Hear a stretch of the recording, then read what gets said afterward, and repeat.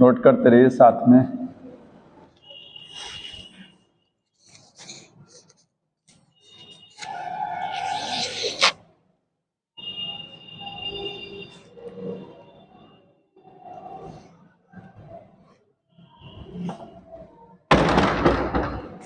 देखिए, जैसे sickle cell anaemia qualitative disorder था। क्वालिटेटिव का मतलब हीमोग्लोबिन का कंटेंट घटता नहीं था उसमें, केवल क्वालिटी जो बीटा चेन ऑफ हीमोग्लोबिन है उसकी शेप डिस्टर्ब होती थी, इसकी वजह से आरबीसी क्या हो जाती थी, सिकल शेप।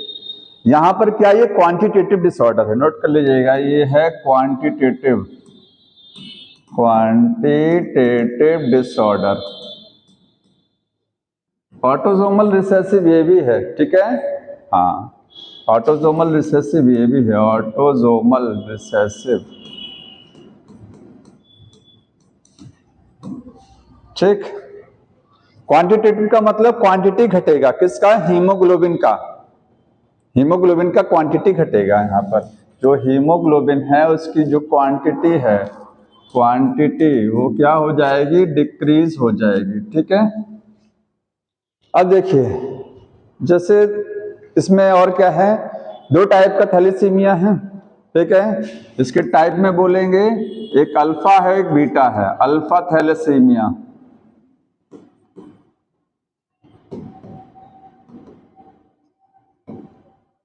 अल्फा थैलेसीमिया में अल्फा चेन डिस्टर्ब होती है, अल्फा चेन कम बनती है, अल्फा चेन की संख्या क्या होती है, कम बनती है। क्यों, क्योंकि जो अल्फा चेन को जीन म्यूटेशन होता है, जैसे सिकल सेल एनीमिया में क्या होता है, जीन म्यूटेशन, पॉइंट म्यूटेशन होता था क्रोमोसोम में, ऐसे यहाँ पर क्रोमोसोम में क्या होगा, म्यूटेशन होगा, जिसकी वजह से अल्फा चेन की संख्या क्या हो जाएगी, कम हो जाएगी, ठीक है। यहाँ अल्फा थैलेसीमिया में नंबर ऑफ अल्फा चेन्स क्या है, वो डिक्रीज कर जाएगा। अल्फा चेन्स होती कहाँ है, हीमोग्लोबिन में, दो अल्फा और दो बीटा, अल्फा चेन और बीटा चेन से मिलकर क्या बनता है, हीमोग्लोबिन बनता है, ठीक है। इनकी संख्या घट जाएगी। कौन सा क्रोमोसोम अफेक्ट होगा, तो 16 नंबर का क्रोमोसोम 16, म्यूटेशन कहाँ होता है, म्यूटेशन इन क्रोमोसोम नंबर 16, मतलब ऑटोसोम में है, और ऑटोसोम है ना 16 नंबर वाला, क्या होगा, ऑटोसोम होगा, ठीक। ये हो गया अल्फा थैलेसीमिया, और दूसरा जो है वो बीटा थैलेसीमिया। यहां पर number of beta chain decrease करेगा, number of beta chains decrease करेगा, ठीक है। जीन म्यूटेशन 11 नंबर क्रोमोसोम में होता है, किसमें, 11 में, ध्यान रखिए, म्यूटेशन जो होगा, mutation on 11th chromosome. Sickle cell anaemia में बीटा चेन डिस्टर्ब होती थी ना, याद रखिए, जीन म्यूटेशन वहां पर भी 11 नंबर के क्रोमोसोम में है, किसमें है, 11, क्योंकि ये बीटा चेन जो बनाती है जीन, उसका जीन 11 नंबर के क्रोमोसोम पर होता है, समझ में आया। तो आप उसमें नोट कर लीजिएगा, सिकल सेल एनीमिया में बीटा चेन जो डिस्टर्ब होती है उसमें 11 नंबर का क्रोमोसोम डिस्टर्ब होता है, वहां 11th क्रोमोसोम नोट कर लीजिएगा बस, ठीक। तो ये थैलेसीमिया है, ये ऑटोसोमल रिसेसिव डिसऑर्डर, इसके अलावा और कुछ नहीं है इसमें, समझ में आया।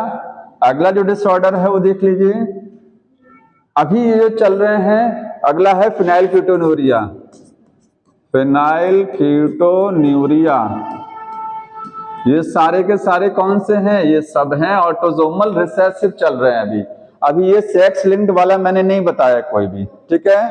फिनाइलकीटोन्यूरिया भी ऑटोसोमल रिसेसिव है, ये नोट कर लीजिएगा, ऑटोसोमल, आइए, रिसेसिव डिसऑर्डर,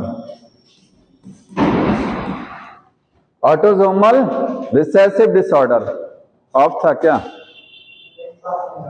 अच्छा, ऑटोसोमल रिसेसिव डिसऑर्डर है, क्रोमोसोम नंबर 12, याद रखना है, क्रोमोसोम बुक नहीं दिया कौन सा क्रोमोसोम डिस्टर्ब होता है, म्यूटेशन 12 नंबर, तो म्यूटेशन कहां होगा, mutation on chromosome 12, chromosome number 12 में म्यूटेशन होगा, आ जाइए, ठीक है। फिनाइलकीटोन्यूरिया में क्रोमोसोम नंबर 12 में जीन म्यूटेशन होगा। ये देखिए ध्यान से सुनिए, इनबॉर्न, अब इधर देखिए, जितने भी डिसऑर्डर हैं ये सब इनबॉर्न है। इनबॉर्न समझते हैं, अब तक जितने भी चल रहे हैं ये सब बचपन से होते हैं, जेनेटिक हैं, बचपन से होंगे, ठीक है, समझ में आया? बाय बर्थ होंगे, तो जो बाय बर्थ डिसऑर्डर होता है उसको क्या बोलते हैं? इनबॉर्न, ठीक। लेकिन ये इनबॉर्न तो ये भी है, लेकिन ये है मेटाबॉलिक डिसऑर्डर, क्योंकि इसमें मेटाबॉलिज्म डिस्टर्ब होती है। कोई एंजाइम ऐसा होगा जो नहीं बनेगा, एंजाइम की वजह से जानते हैं रिएक्शंस चलती हैं बॉडी में, और रिएक्शंस को क्या बोलते हैं? मेटाबॉलिज्म। तो ये इनबॉर्न तो है ही है, लेकिन ये इनबॉर्न में मेटाबॉलिक डिसऑर्डर है, जो मेटाबॉलिज्म अफेक्टेड होती है, ठीक है।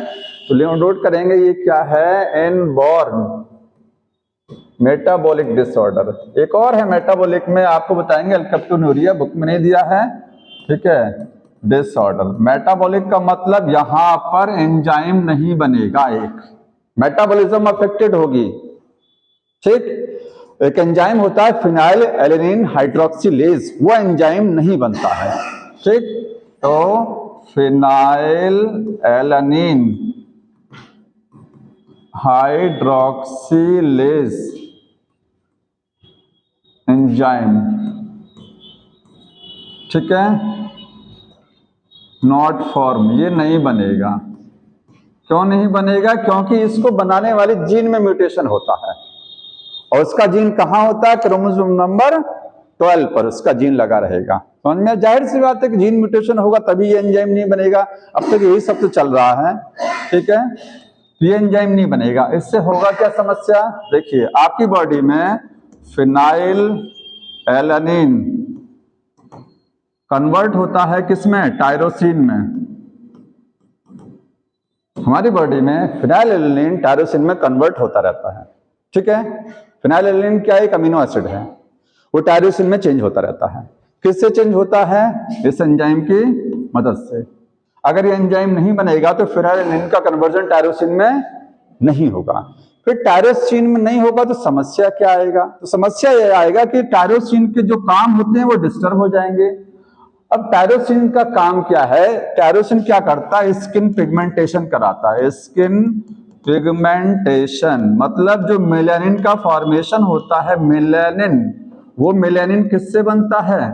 टायरोसिन अमीनो एसिड से बनता है मेलानिन।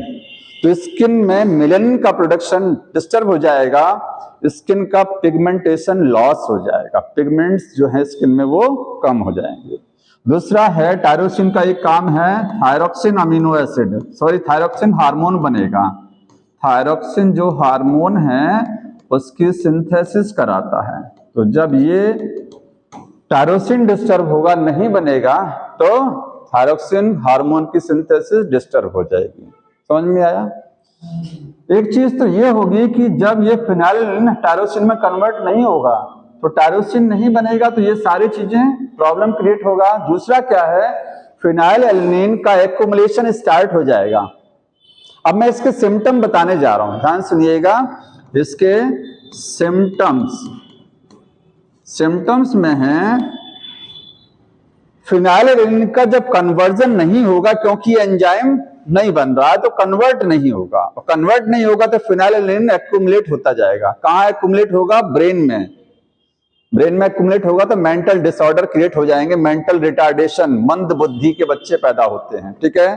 तो पहला सिम्टम है मेंटल रिटार्डेशन। मेंटल रिटार्डेशन क्यों होता है? Due to accumulation of phenyl alanine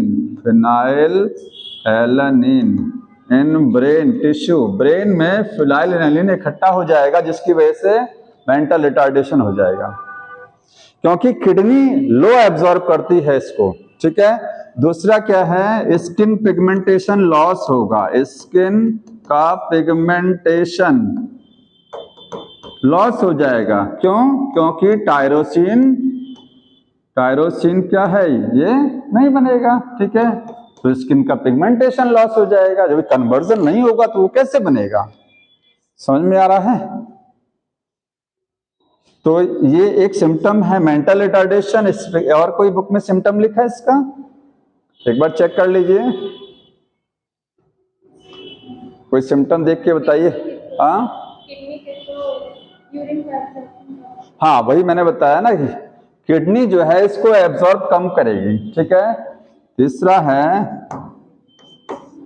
less reabsorption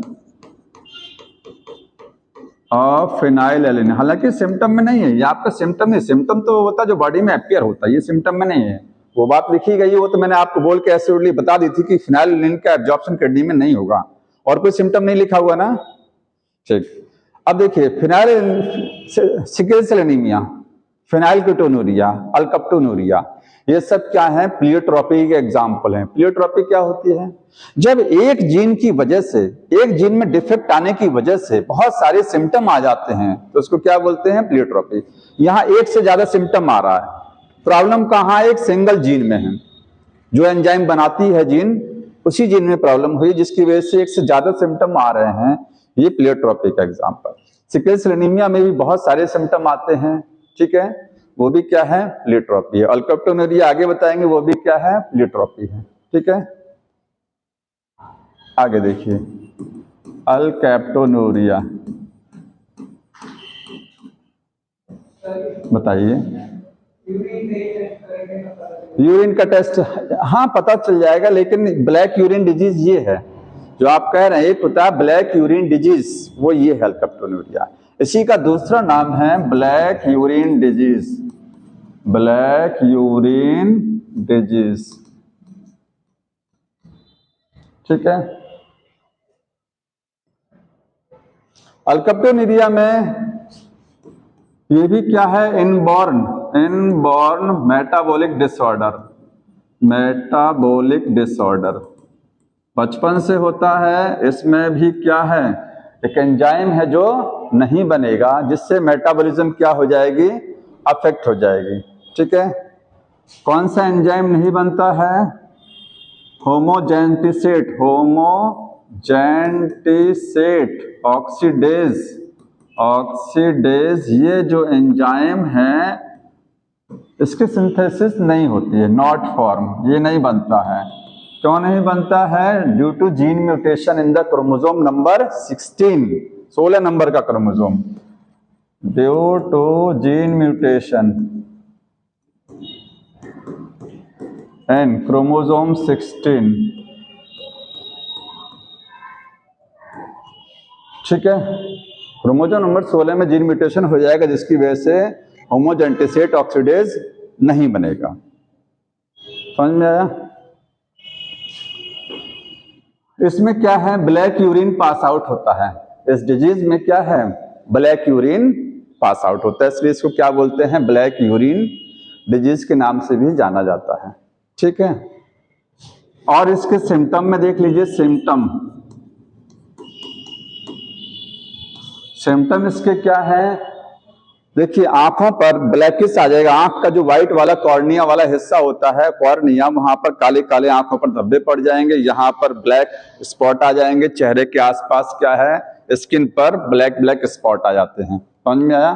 तो उसको बोलते हैं ऑन्क्रोसिस, बोलते हैं ऑन्क्रोसिस। ऑन्क्रोसिस का मतलब होता है ब्लैक स्पॉट्स। अब ये ब्लैक स्पॉट्स कई जगह आ सकते हैं, या आपके इन कॉर्निया में भी हो सकते हैं, ठीक है, स्किन पर भी आ सकते हैं ब्लैक स्पॉट, कान पर यहाँ पर आ सकते हैं। समझ में आया। दूसरा सिम्टम है ब्लैक यूरिन पास आउट होगा, ब्लैक यूरिन पास आउट होगा, मतलब पास आउट नहीं होता, यूरिन जब पास आउट होता है तो थोड़ी देर बाद, 15 मिनट बाद यूरिन का कलर कैसा हो जाता है, ब्लैक हो जाता है। तो ब्लैक यूरिन आफ्टर स्टैंडिंग, थोड़ी देर उसको रोकने के बाद, अगर थोड़ी देर यूरिन पड़ा रहेगा ऐसे तो क्या हो जाएगा, वो ब्लैक होने लगता है, ठीक। ये इसके कुछ सिम्टम है अल्कप्टोनुरिया। समझ में आया। अब यहां तक ही खत्म हो गया। अगला क्या है, क्रोमोसोमल डिसऑर्डर पढ़ना है। उसमें सबसे पहले कौन सा है, डाउन सिंड्रोम, ठीक है। सबसे पहले जो दिया गया है वो है डाउन सिंड्रोम। तो देखिए डाउन सिंड्रोम, ये सेक्स, ये ऑटोजोमल, ये कैसा है? ये ऑटोजोमल डिसऑर्डर है। ये भी क्या है? सेक्स क्रोमोसोम अफेक्ट नहीं होता है। क्रोमोसोम नंबर 13, यहां पर क्रोमोसोम की संख्या घटेगा या बढ़ेगा। अब तक क्या होता था? क्रोमोसोम की संख्या सेम रहती थी। किसी एक पर्टिकुलर क्रोमोसोम के जीन में क्या होती थी? चेंजिंग। यहाँ क्रोमोसोम की संख्या चेंज हो जाएगी। ठीक है, तो डाउन सिंड्रोम में कौन सा क्रोमोसोम? इसमें क्रोमोसोम 47 हो जाएंगे। 47, 46 की जगह कितने क्रोमोसोम हो जाते हैं? 47। कौन सा क्रोमोसोम नंबर बढ़ेगा? 13th वाला, 13 नंबर का क्रोमोसोम। ठीक है, एक क्रोमोसोम की 3 कॉपी हो जाती है। सॉरी 21 सॉरी, हाँ 21, ट्राइसोमी फॉर 21st। ठीक है, एक क्रोमोसोम की कितनी कॉपी हो जाएंगी? 3 कॉपी। तो जब किसी क्रोमोसोम की 3 कॉपी हो जाती हैं तो उसको क्या बोलते हैं? ट्राइसोमी। ठीक है, सबकी 2-2 कॉपी होनी चाहिए, किसी एक पर्टिकुलर की 3 कॉपी हो जाएंगी। ये एन्यूप्लॉइडी का केस है। एन्यूप्लॉइडी बताया था आपको, क्रोमोसोम की संख्या घटना या क्रोमोसोम की संख्या बढ़ना। एक 1 और मोर क्रोमोसोम, एक या एक से ज्यादा क्रोमोसोम अगर घट रहे हैं या एक या एक से ज्यादा क्रोमोसोम क्या हो रहे हैं? बढ़ रहे हैं, इसको बोलते हैं एन्यूप्लॉइडी। ठीक है, वो 2 टाइप की थी, हाइपोप्लॉइडी और हाइपरप्लॉइडी। समझ में आ रहा है? तो यहाँ क्रोमोसोम बढ़ेगा। कौन सा? 21st। तो यहाँ होगा ट्राइसोमी। ट्राइसोमी, और ट्राइसोमी जो है वो किसका केस होता है? एन्यूप्लॉइडी का केस है।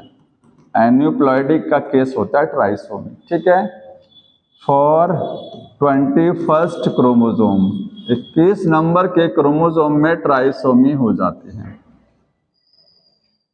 ठीक है, डाउन सिंड्रोम क्यों बोलते हैं? एक साइंटिस्ट थे लैंगडन डाउन, उन्होंने सबसे पहले डिस्कवर किया था।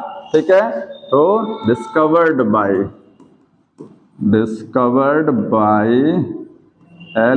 LANGDON, लैंगडन डाउन, इन्होंने डिस्कवर किया था ये सिंड्रोम। ठीक, इस सिंड्रोम से अफेक्टेड जो बच्चे होते हैं वो मैंगोलियन जो प्रजाति होती है उसकी तरीके से दिखाई देते हैं, इसलिए इसको मैंगोलियन डिसऑर्डर भी बोलते हैं। ठीक है, मैंगोलियन क्या है? एक प्रजाति होती है, उसकी तरीके से अपीयरेंस आती है, तो इसको ऑल्सो कॉल्ड क्या है? ये मैंगोलियन डिसऑर्डर भी बोलते हैं। ठीक है, ऑटोसोम, इसमें चेंज कौन सा होता है? ऑटोसोम। जो क्रोमोसोम नंबर बढ़ेगा वो कौन सा वाला? ऑटोसोम। ठीक है, और इसके सिम्टम, अब बुक में इसके सिम्टम लाइन से लिखे गए हैं, देखिए। अच्छा, ये ट्राइसोमी होती क्यों है? इसका कारण कोई बताएगा कि क्रोमोसोम एक जो बढ़ता है 21 नंबर वाला, वो कैसे बढ़ता है? हमने आपको बताया था 2 तरीके से क्रोमोसोम बढ़ते हैं। एक तो non disjunction of the chromosome, और दूसरा क्या है? साइटोकाइनेसिस नहीं होगी। अगर पूरा क्रोमोसोम का सेट ही मल्टीप्लाई हो जा रहा है, क्रोमोसोम का पूरा सेट, कहीं 16 क्रोमोसोम होने चाहिए, कितने हो गए? 32 हो गए। इसका मतलब डबल हो रहा है। तो क्रोमोसोम जब पूरा ही डबल होता है तो आप कहेंगे पूरा सेट ही मल्टीप्लाई, तो वहां साइटोकाइनेसिस नहीं होती है। साइटोकाइनेसिस समझ रहे हैं ना? सेल डिवीजन के बाद लास्ट में जब बीच में सेल प्लेट बनती है, वो नहीं बनेगी तो सारे क्रोमोसोम क्या होंगे? एक ही में आ जाएंगे। होना क्या चाहिए? आधा आधा जाना चाहिए। यहाँ ये चीज नहीं है, ये एन्यूप्लॉइडी का केस है। यहाँ क्रोमोसोम में नॉन डिसजंक्शन होता है। जब क्रोमोसोम एनाफेज में खिंचते हैं तो 1 या 2 क्रोमोसोम पर स्पिंडल फाइबर नहीं बनता है, जिसकी वजह से किसी एक सेल में क्रोमोसोम बढ़ जाते हैं और किसी एक सेल में घट जाते हैं। समझ रहे हैं ये चीज ना? आ रहा है ये चीज? हाँ, आ रहा जी। तो ये केस लिख लीजिएगा, एन्यूप्लॉइडी जो होती है वो क्यों होती है? ड्यू टू नॉन डिसजंक्शन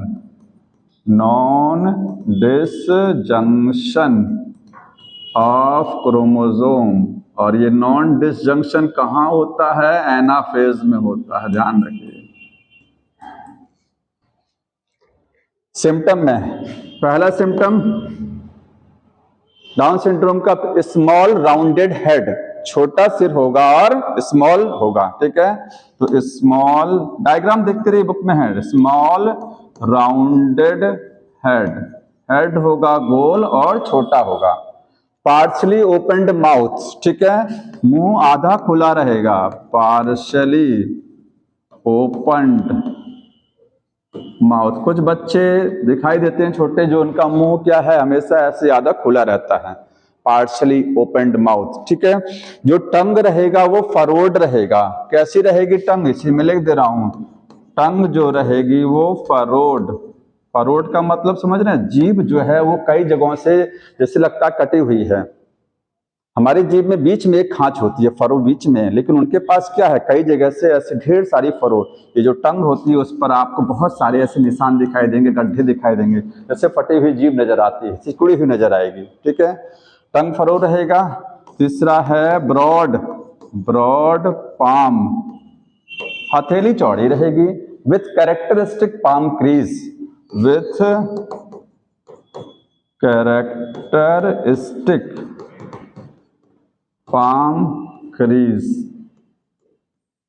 ये समझ रहे हैं, कैरेक्टरिस्टिक पाम क्रीज में आप लिखिएगा, कैरेक्टरिस्टिक पाम क्रीज का मतलब होता है सिंगल, एक सिंगल पाम क्रीज रहेगी।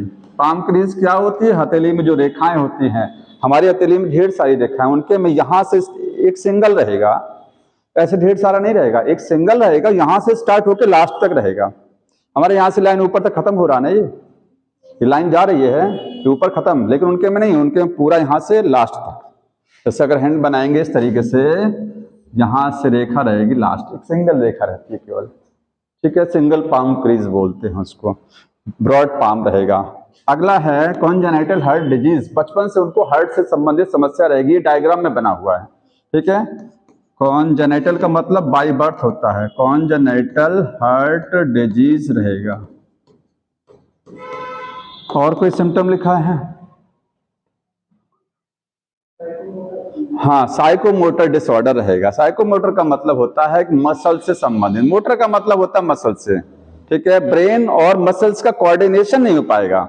जैसे हमारा ब्रेन जो हमको जो एक तरीके से कंट्रोल देता है, लिखने के लिए कंट्रोल दे रहा तो हम लिख रहे हैं, ठीक है, तो ब्रेन और मसल्स दोनों में कोऑर्डिनेशन चल रहा है, तभी तो हम राइटिंग कर रहे हैं, वहां पर ये इफेक्ट हो जाएगा, ठीक है। तो साइकोमोटर डिसऑर्डर रहेगा, साइकोमोटर डिसऑर्डर, ठीक। और मेंटली रिटार्ड रहेंगे बच्चे, 6 नंबर में लिखेंगे मेंटल रिटार्डेशन, मंद बुद्धि रहेगा।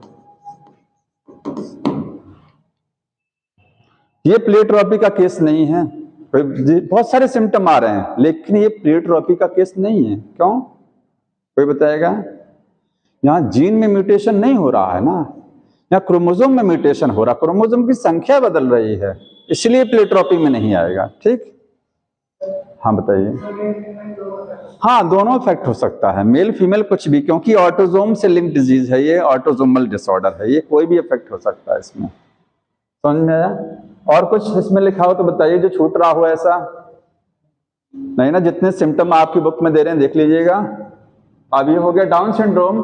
अगला है क्लाइनफेल्टर सिंड्रोम, क्लाइनफेल्टर सिंड्रोम। याद रखिए, क्लाइनफेल्टर सिंड्रोम में एक्चुअली में कितना होगा, क्रोमोसोम की संख्या होगी 47 हो जाएगी, 46 से बढ़ करके उस पर्सन में कितना क्रोमोसोम रहेंगे, 47, एक बढ़ जाएगा। कौन सा बढ़ेगा, सेक्स क्रोमोसोम, ठीक है। तो एक्स वाई, नॉर्मली मेल में क्या होगा, एक्स वाई, लेकिन यहां एक एक्स क्रोमोसोम एडिशनल हो जाएगा। एक्चुअली में मेल्स होते हैं, क्लाइनफेल्टर सिंड्रोम में जो पर्सन है वो एक्चुअली में क्या होता है, मेल्स में होता है। ये मेल में एक एक्स क्रोमोसोम एक्स्ट्रा हो जाना, मेल में एक एक्स क्रोमोसोम का बढ़ जाना, यही है क्लाइनफेल्टर, ठीक है। तो यहाँ साफ साफ लिख लीजिएगा, ये कहां होगा, इन मेल में होगा ये प्रॉब्लम, ठीक है। और 1 x chromosome, 1 extra x chromosome add हो जाएगा,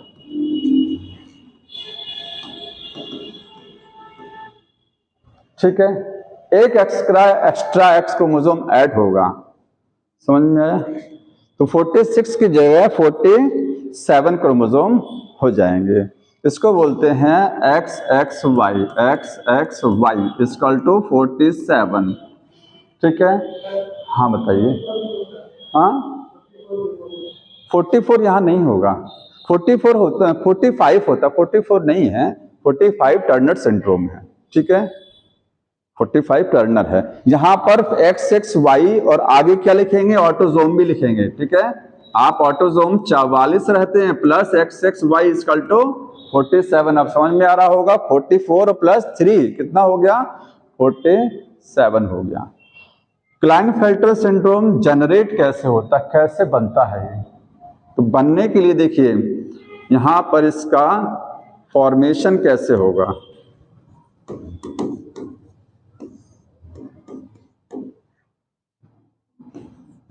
एबनॉर्मल स्पर्म, ठीक है। अगर स्पर्म क्या है, देखिए स्पर्म जब बनते हैं तो जाहिर सी बात है या तो स्पर्म में X होगा या तो Y होगा।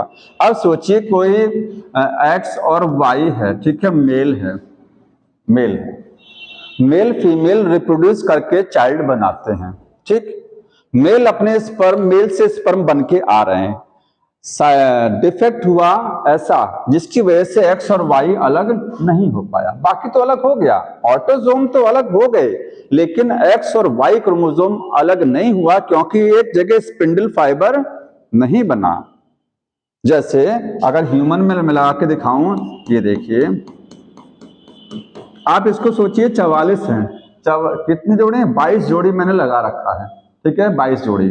आगे लगाएंगे X और नीचे लगाएंगे Y, जब सब पे धागे जुड़ चुके हैं, ठीक है, ऐसे तो होता है ना सेल डिवीजन, उसका विभाजन जब होता है इसी तरीके से, नीचे धागा जुड़ा हुआ है सब पर। सोचिए X पर धागा ऊपर से नहीं जुड़ा है, नहीं जुड़ा, बना ही नहीं है, यहाँ अटैच नहीं हुआ स्पिंडल फाइबर। ये मेटाफेज पर ये पोजीशन है, ठीक है। तो एनाफेज पर जब खींचेगा तो ये X और Y इसी सेल में चला जाएगा, मतलब ऊपर वाली सेल में केवल ये जाएंगे 22, यहां से कितने जाएंगे, ये 22 जिनके साथ स्पिंडल फाइबर अटैच हो चुके हैं। बाकी नीचे वाली सेल में 22 तो रहेगा ही, Y रहेगा, साथ में ये X भी इसी के साथ आ जाएगा। समझ में आया? तो 22 प्लस XY वाला स्पर्म बनेगा। होना क्या चाहिए, स्पर्म जो बनते हैं 22 प्लस X या 22 प्लस Y वाले बनते हैं, लेकिन XY दोनों साथ में रहेगा। इसी को बोलते हैं ये स्पर्म कैसा हो चुका है, अब नॉर्मल स्पर्म नहीं है, दोनों सेक्स क्रोमोसोम एक ही स्पर्म में पहुंच गए हैं। यही है नॉन डिसजंक्शन, मतलब ढंग से सेपरेशन का ना होना, ठीक है। डिसजंक्शन का मतलब होता है सेपरेट होना, नॉन का मतलब प्रॉपर्ली सेपरेट नहीं हो पा रहे हैं, ये सेपरेट नहीं हो पाए, ऊपर जा ही नहीं पाया, ठीक है। ये एन्यूप्लाइडी का केस है, किस चीज का केस है ये, एन्यूप्लाइडी, जहां एक क्रोमोसोम या 2 क्रोमोसोम घटता है या बढ़ता है, यहाँ बढ़ रहा है एक क्रोमोसोम। एबनॉर्मल स्पर्म में 22 प्लस XY रहेगा, साथ में क्या रहेगा, नॉर्मल ओवम रहेगा, नॉर्मल ओवम में X रहेगा, ठीक है। जब मिलेगा दोनों क्या बन जाएगा, XXY, और 44 plus XXY equal to 47। Normal ovum में कितना रहेगा, 23, कितना रहेगा, 23। समझ में आ रहा है? और यहाँ 23 को पूरा ढंग से लिखेंगे तो 22 प्लस X रहेगा, ठीक है। ओवम में 23 क्रोमोसोम रहेंगे, जिसमें 22 ऑटोसोम रहेंगे और एक सेक्स क्रोमोसोम। तो क्लाइनफेल्टर सिंड्रोम जनरली मेल्स होते हैं, एक्चुअली में मेल होते हैं, लेकिन एक X क्रोमोसोम बढ़ने की वजह से इसमें फीमेल के कैरेक्टर भी आ जाते हैं। तो मेल में फीमेल का कैरेक्टर जो आ रहा है वो ये है, ठीक है। तो कौन सा फीमेल का कैरेक्टर आएगा, तो सिम्टम जब यहां लिखेंगे क्या सिम्टम आएंगे, तो सिम्टम्स में हाइट बहुत लंबी रहेगी, ठीक है, लॉन्ग स्ट्रेचर रहेगा, लॉन्ग स्ट्रेचर। हाथ जो होते हैं आप डायग्राम में देखिए, हैंड जो काफी लंबे हैं, हैंड लॉन्ग है, ठीक है। दूसरा क्या है इसका, ब्रेस्ट डेवलपमेंट, ब्रेस्ट का डेवलपमेंट। तो मेल में ब्रेस्ट का डेवलपमेंट हो जाएगा, इसको बोलते हैं गायनेकोमेस्टिया, इस कंडीशन को गायनेकोमेस्टिया बोलते हैं। गायनो का मतलब होता है फीमेल, ठीक है, और मैस्टिया मतलब ब्रेस्ट का डेवलपमेंट होना। ठीक, तो यहाँ ब्रेस्ट का डेवलपमेंट मेल में हो जाएगा, बाकी सारी चीजें मेल वाली ही रहेंगी। और क्या होगा, मेल में टेस्टिस होना चाहिए, तो यहाँ टेस्टिस रूडिमेंट्री हो जाते हैं, मतलब काम नहीं करेंगे। ठीक है, तो स्पर्म नहीं बनेगा, रूडिमेंट्री टेस्टिस। तो ये पर्सन कैसे रहेंगे फिर, वो स्टेराइल रहेंगे, स्टेराइल, फर्टाइल, इनके अंदर फर्टिलिटी नहीं रहेगी, क्योंकि क्रोमोसोम ऑड हो जा रहे हैं ना। इवन जब होते हैं तभी तो स्पर्म बन सकते हैं या ओवा, ऑड में ऐसा नहीं होता है। ठीक, समझ में आई? क्लाइंट फिल्टर आपको ध्यान रखना, ये सब पूछा जाएगा। 47 है, किसमें होता है, मेल्स में होता है। ठीक है, कौन सा एक्स क्रोमोसोम बढ़ता है, एक एक्स क्रोमोसोम, ये सेक्स क्रोमोसोम बढ़ रहा है। डाउन सिंड्रोम में ऑटोसोम बढ़ता है। ठीक है, अगला है टर्नर सिंड्रोम। टर्नर सिंड्रोम में एक्चुअली में ये क्या होते हैं, ये फीमेल्स होते हैं। ठीक है, हाँ बताइए। हाँ देखिए, फेमाइन कैरेक्टर आता है। ठीक है, मैस्कुलाइन का मतलब मेल कैरेक्टर होता है, फेमाइन का मतलब फीमेल कैरेक्टर। ठीक है, हाँ, तो वही तो बताया मैंने कि जो एडिशनल एक एक्स क्रोमोसोम बढ़ेगा, बनना चाहिए था मेल, लेकिन उसमें मेल तो बना, बट क्या है, फीमेल का भी कैरेक्टर आया, क्योंकि एक एक्स क्रोमोसोम एक्स्ट्रा हो जा रहा है। कहां से आया, जो स्पर्म बना था वो उसमें भी एक एक्स्ट्रा आया ना। स्पर्म में या तो एक्स रहता है तो वाई, तो स्पर्म में ही एक एक्स्ट्रा एक्स आ चुका था। ठीक है, बनता है मेल कैसे बनेगा, स्पर्म में वाई रहेगा और ओवा में एक्स रहेगा, दोनों मिलेंगे तो मेल बनेगा, तो वहां स्पर्म में एक एक्स्ट्रा एक्स आ चुका था, इस वजह से। टर्नर सिंड्रोम 45 क्रोमोसोम होते हैं, कितने हो जाएंगे, 45। ठीक है, यहाँ पर 44 plus X, zero condition, 44 autosome रहेंगे और कंडीशन कौन सी रहेगी, एक्स जीरो, मतलब एक सेक्स क्रोमोसोम रहेगा ही नहीं। समझ में आया? फीमेल में जब एक एक्स क्रोमोसोम नहीं रहता है, उस कंडीशन को क्या बोलते हैं, टर्नर। फीमेल में एक एक्स क्रोमोसोम का लॉस हो रहता है। ठीक है, कैसे बनेगा ये बनेगा, यहां पर देखिए, नॉर्मल स्पर्म, ध्यान दीजिएगा, normal sperm plus abnormal ovum. यहां दो केस हो सकते हैं, ध्यान से देखिएगा। केस नंबर 1, ये दो केस है, बनेगा, ये लिखिएगा इन फीमेल, किसमें होगा ये फीमेल्स में होता है। ठीक, समझ में आया? 1 एक सेक्स क्रोमोसोम का लॉस रहेगा, मैं लिख दे रहा हूं, लॉस ऑफ 1 एक्स क्रोमोसोम, एक एक्स क्रोमोसोम लॉस हो जाएगा। दो केस से बनता है। पहला केस क्या है, अगर स्पर्म क्या है, नॉर्मल है, ओवम क्या है, अब नॉर्मल है। ठीक है, स्पर्म में एक्स भी हो सकता है और वाई भी। ये एक्स वाला स्पर्म आया, कौन सा वाला आया, एक्स वाला। ओवम तो जानते हैं एक्स वाला होता है, लेकिन उस ओवम में सोचिए, यहां पर मैं नॉर्मल, यहां पर मैं 22 प्लस एक्स लिख रहा हूं। 22 ऑटोसोम होते हैं और एक सेक्स क्रोमोसोम। ओवम में केवल 22 ऑटोसोम ही रहेंगे, 22 ऑटोसोम रहेंगे और प्लस कुछ नहीं रहेगा, सेक्स क्रोमोसोम नील है। क्यों नील है, क्योंकि वही सेम कंडीशन इस फीमेल में, मेल और फीमेल में जब ओवा बन रहा था तो उस समय क्या हुआ था, 44 क्रोमोसोम तो ऐसे लग चुके थे, लेकिन जो एक्स क्रोमोसोम थे, फीमेल में एक्स एक्स होता है ना, सब पे वही सेम चीज बना। जब ये खींचे तो ये दोनों एक्स एक साथ आ गए। ऊपर वाले में क्या है, एक्स पहुंचा ही नहीं, ऊपर वाली सेल में एक्स नहीं गया, तो उससे जो ओवम बना वहां नील हो गया, सेक्स क्रोमोसोम उसमें पहुंचा ही नहीं। ठीक है, उस वाले ओवम को क्या बोलेंगे, एबनॉर्मल ओवम है वो। अब अगर ऐसा ओवम फर्टिलाइज करेगा नॉर्मल स्पर्म के साथ, तो वही सेम कंडीशन अब हो जाएगी, ये हो जाएगा 44 plus X zero equal to 45। पहला केस टर्नर ऐसे बनता है, और दूसरे केस में क्या होगा, यहाँ पर स्पर्म क्या हो जाएगा, एबनॉर्मल। ठीक है, एबनॉर्मल स्पर्म, मतलब ये जो स्पर्म है वो कैसा हो गया, एबनॉर्मल। एबनॉर्मल स्पर्म का मतलब केवल और केवल क्या है, ऑटोसोम है, सेक्स क्रोमोसोम नहीं है। वही देखिए क्यों नहीं है, क्योंकि ये जो एक्स वाई थे, एक्स वाई में अभी बताया आपको, ये एक्स वाई साथ में चला गया। ऊपर वाले सेट में क्या है, कोई सेक्स क्रोमोसोम पहुंचा ही नहीं, स्पर्म को बनते समय ऊपर वाले सेट में कोई सेक्स क्रोमोसोम नहीं गया। तो ऐसे स्पर्म को क्या बोलेंगे, एबनॉर्मल का मतलब कुछ भी हो सकता है। अगर किसी भी स्पर्म में 22 ऑटोसोम है और एक्स वाई है, दोनों साथ में है, वो भी एबनॉर्मल है। कोई भी सेक्स क्रोमोसोम नहीं है, वो भी एबनॉर्मल। नॉर्मल से हट के कुछ भी हो जाए तो यहां पर सेक्स क्रोमोसोम नहीं रहेगा, ठीक है।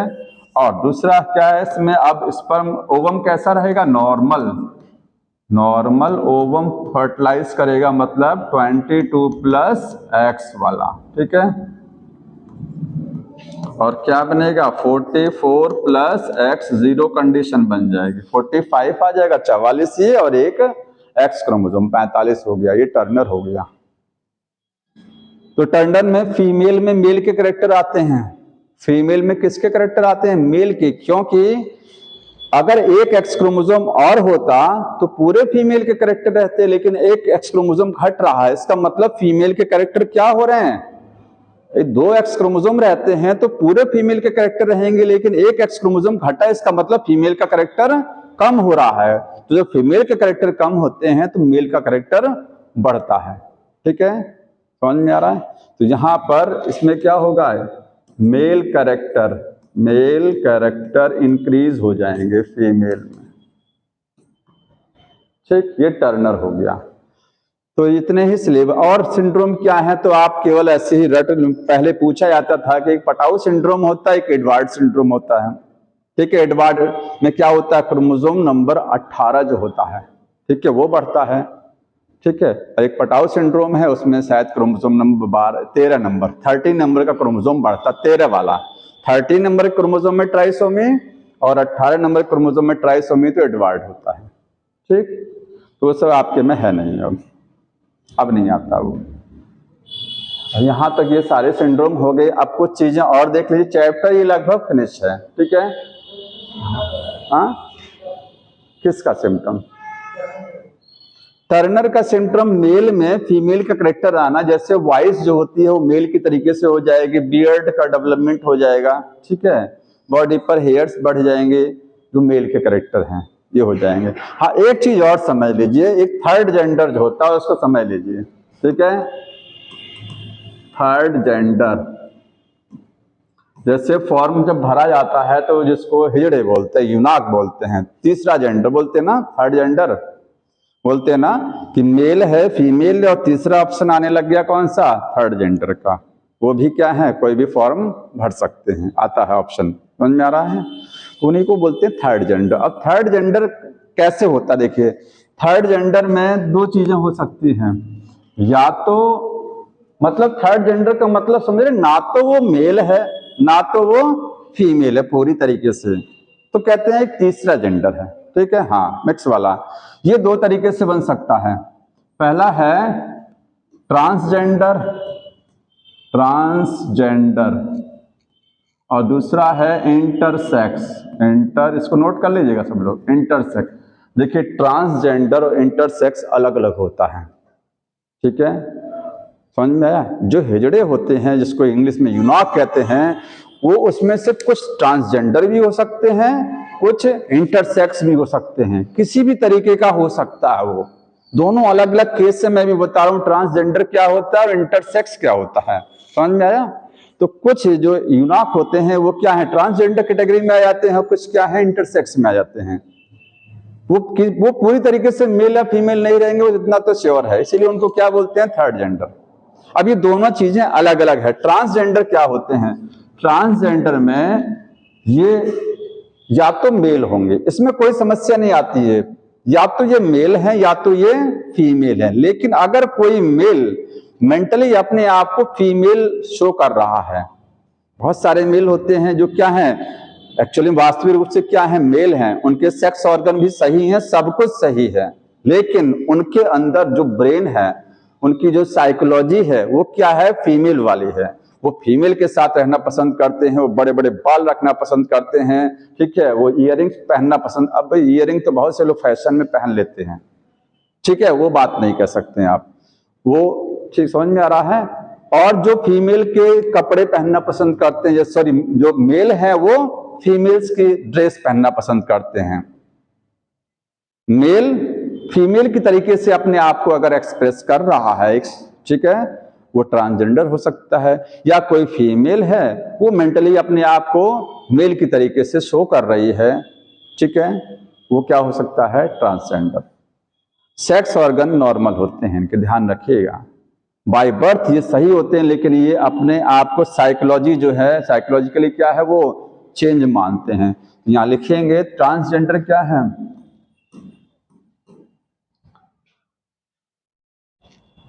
ऐसे लिखिएगा, sexually they are either male, या तो वो मेल होंगे और फीमेल होंगे पूरी तरीके से, ठीक है, with normal sex organ, with normal sex organ क्या होगा, नॉर्मल रहेगा, कोई समस्या नहीं है, ठीक है, लेकिन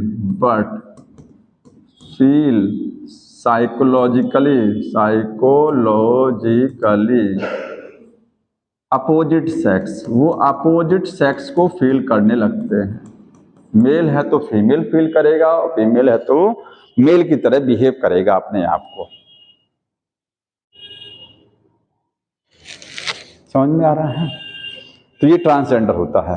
इंटरसेक्स जो होते हैं ये क्या है, इनको पहचान नहीं सकते, इनके सेक्स ऑर्गन में एबनॉर्मेलिटी होती है। ये बाय बर्थ ही जो है ना तो मेल ना तो फीमेल, ये बाय बर्थ सब कुछ सही रहते हैं, बस ये इनको साइकोलॉजिकली वाली प्रॉब्लम होती है, ठीक है।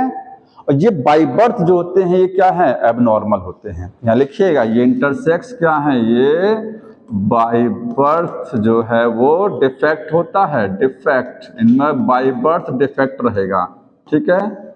दोनों मेल और नाइदर, इनको ना तो मेल समझेंगे आप ना तो female, neither completely male, neither completely male nor female, इनको दोनों समझा जाता है, ठीक है। अब ये इंटरसेक्स में कई तरीके से, जो आपने अभी पढ़ा एक जो है क्लाइनफेल्टर सिंड्रोम, उसी में आएगा क्लाइनफेल्टर। कारण क्या है इसका कई कारण है। देखिए सेक्स क्रोमोसोम जो होते हैं, अगर क्रोमोसोम में कोई समस्या आई तो इंटरसेक्स बन सकता है, ठीक है। अभी जो आपको बताया कि अगर क्लाइनफेल्टर है तो एक्चुअली में मेल होता है, लेकिन फीमेल का ब्रेस्ट का डेवलपमेंट होगा तो मेल के कैरेक्टर शो कर रहा है ना, और मेल है तो उसके मेल में वो टेस्टिस डेवलप नहीं है, तो टेस्टिस डेवलप नहीं है तो इनफर्टाइल हो जाएगा, जाहिर सी बात है, ठीक। तो क्लाइनफेल्टर भी इंटरसेक्स में आएगा, टर्नर भी इसी में आएगा। टर्नर ये फीमेल होती हैं, इनकी ओवरीज कैसी होती हैं, रूडिमेंट्री ओवरीज डेवलप नहीं होती हैं टर्नर सिंड्रोम में, टर्नर सिंड्रोम। तो पहली चीज तो हो गई इंटरसेक्स बनता कैसे है, या तो क्रोमोसोम का डिफेक्ट आने की वजह से। दूसरा होता है कि कभी कभी क्या होता है कि ओवरी, अंदर ओवरी है और बाहर वेजाइना है, सॉरी अंदर ओवरी है बाहर क्या है, पेनिस है, ठीक है। या तो अंदर टेस्टिस है और बाहर क्या है, होना चाहिए पेनिस बट वेजाइना है। तो दोनों चीजें आ रही हैं कि नहीं आ रही हैं, ऐसी एबनॉर्मलिटी जिसमें दोनों चीजें आ रही हैं, मेल फीमेल दोनों का जो है सेक्सुअल कैरेक्टरिस्टिक आ रही है, ठीक। कभी कभी ऐसा होता है कि एक साइड में ओवरी रहती है तो एक साइड में टेस्टिस रहता है, टेस्टिस और ओवरी दोनों एक ही बॉडी में रहती हैं, वो भी इंटरसेक्स में आता है। या हार्मोनल कोई डिस्टरबेंस हो गया है, हार्मोनल इम्बैलेंस हो गया है, फीमेल की बॉडी में मेल हार्मोन बढ़ गया है, फीमेल हार्मोन कम हो गया है, या मेल की बॉडी में फीमेल हार्मोन बढ़ गया है। क्योंकि जानते हैं जो एक एड्रेनल ग्लैंड होती है, पढ़ा ना एड्रेनल ग्लैंड, वो टेस्टोस्टेरोन भी बनाती है, एस्ट्रोजन भी बनाती है, ठीक है। तो उस वजह से जो है हार्मोनल का डिस्टरबेंस हो सकता है। तो सारे केस भी हैं। तो यहाँ पर इंटरसेक्स दो तरीके से बनेगा। तीसरा है हार्मोनल डिस्टरबेंस से बनेगा, हार्मोनल डिस्टरबेंस, ठीक है। और testis and ovary ovary both, जब टेस्टिस और ओवरी बोथ एक साथ आ जाएगा तब भी क्या है, इंटरसेक्स बन जाएगा, दोनों एक साथ आ जाएगा। या फिर टेस्टिस अंदर है तो बाहर क्या है, बाहर वजाइना पोर्शन है, ठीक है। तो ये सब इंटरसेक्स होता है, थर्ड जेंडर हो गया। और कोई चीज?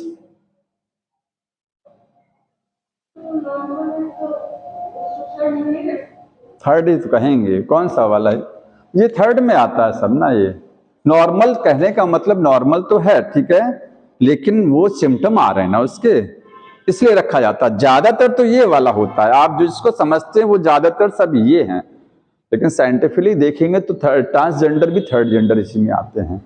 आप सर्च करके देख लीजिएगा, ठीक है। और कोई चीज जो छूटा हो? अब बाकी देखिए, कुछ आप तो नहीं आता, कॉम्प्लीमेंट्री जीन होती हैं सब, और एपिस्टासिस एक टॉपिक है, वो सब हालांकि बीएससी का है, ठीक है। हाँ, super female, triple x, triple x,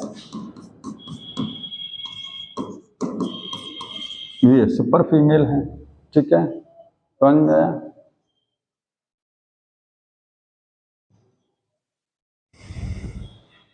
देखें और कुछ बच्चा हो, आप लोग नहीं बताएंगे, हमको देखना पड़ेगा, नहीं तो इसके बाद मैं इसके क्वेश्चन करा दूंगा। पहले देख लेते हैं कुछ छूटा हो, आप एक बार देख लीजिए बुक में कुछ चीज छूटी तो नहीं है।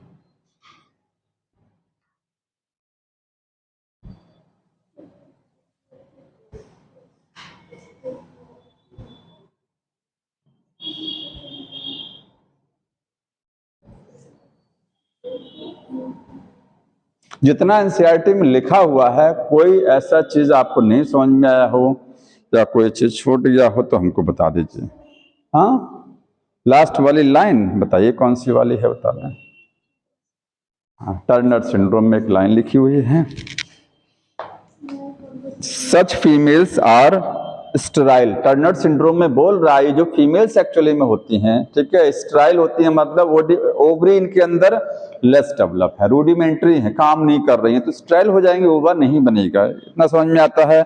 आगे भी लिखा है रूडिमेंट्री ओवरीज कैसी हैं, rudimentary, besides other female including lack of other secondary sexual characters, besides other features including the lack of, और भी फीचर कम हो जाते हैं, सेकेंडरी सेक्सुअल कैरेक्टर्स, जो फीमेल के कैरेक्टर होने चाहिए वो कम हो जाएंगे ना। प्यूबर्टी पर जो फीमेल में लक्षण आते हैं, वॉइस का पतला होना, ये सब कम हो जाता है। समझ में आ रहा है? और कोई चीज बताइए किसी को।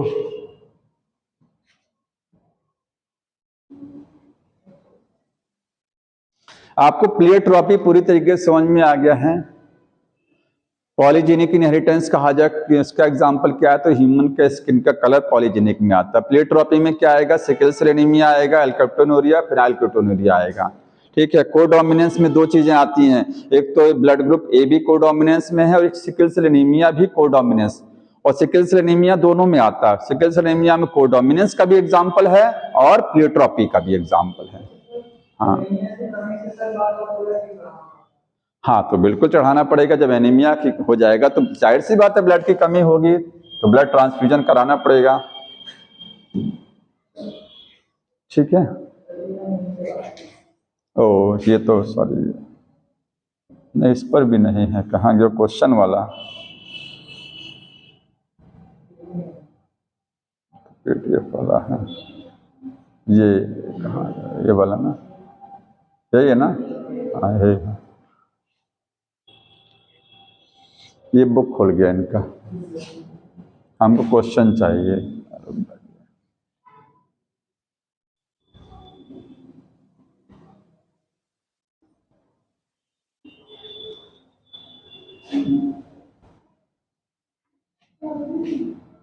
जब तक देखते रहिए, किसी को कोई टॉपिक नहीं समझ में आएगा तो बताइएगा, ठीक है। नोट्स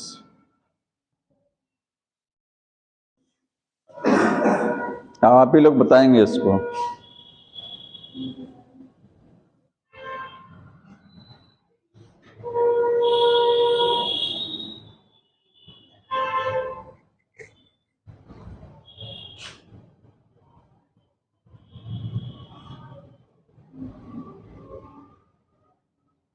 कुछ क्वेश्चन हो गए थे, मैंने बीच बीच में कुछ छोड़ दिया था, हमने कहा था कि लास्ट में टॉपिक है, आगे उसको वहीं समझेंगे।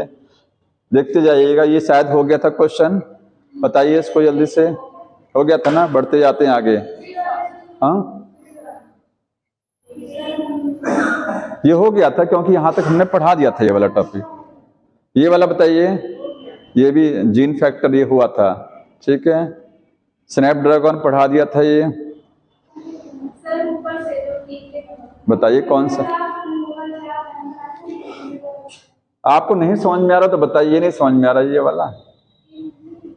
हम समझ रहे हैं आगे है इसमें, इसलिए मैं बढ़ाते जा रहा हूँ, ठीक है। ये यहीं से है, चलिए बताइए।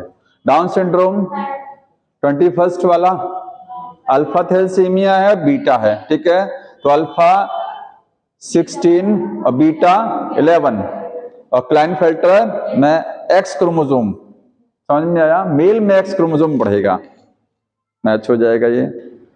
एबीओ ब्लड ग्रुपिंग में शायद हो गया था, लेकिन फिर देख लीजिए हो गया था क्वेश्चन। ये आपको बताना है the blood group of father is B positive, mother is A positive, child is O positive, respective genotype, सबका जीनोटाइप बताना है। फादर का ब्लड ग्रुप क्या है, बी पॉजिटिव, उसका जीनोटाइप बताइए। तो IB लिखा हुआ है ना, लेकिन इसमें एक लिखा है कोई एक, तो IBIO माना जाएगा, क्योंकि हेट्रोजाइगस कंडीशन को ही हम लोग मानते हैं। कौन से मानते हैं, हेट्रोजाइगस। तो IBIO कहाँ, ये है देखिए, IB स्मॉल आई, IO को क्या बोलते हैं, स्मॉल आई। आगे मदर का है A प्लस, तो प्लस माइनस जानते हैं, RH फैक्टर होता है और कुछ नहीं है, ठीक है। तो A प्लस है, इसका मतलब IAI, ये स्मॉल आई का मतलब IO है। IAI क्यों नहीं होगा, क्योंकि होमोजाइगस कंडीशन जब बोला जाता है क्वेश्चन में तब लिखी जाती है, जब कुछ नहीं बोल रहा है तो आप हेट्रोजाइगस समझेंगे, IAIO। और IAIB चाइल्ड का क्या है, O, तो ये तो नहीं रहेगा। अब यहां पर आइए, ये वाला O वाला स्मॉल आई, जहां पर देखिए ये वाला फर्स्ट ऑप्शन, फर्स्ट ऑप्शन होगा। क्यों, देखिए बी का ये मैच कर रहा ना, बी ब्लड ग्रुप, ए ब्लड ग्रुप, और ओ का होगा IO, इसका मतलब IO को हम स्मॉल आई भी तो लिखते हैं ना। आ रहा समझ में ना ये आ रहा सबको? हाँ आ रहा जी, बोल नहीं रहे हो तुम कुछ? हाँ नहीं आ रहा है, इधर देख लीजिए।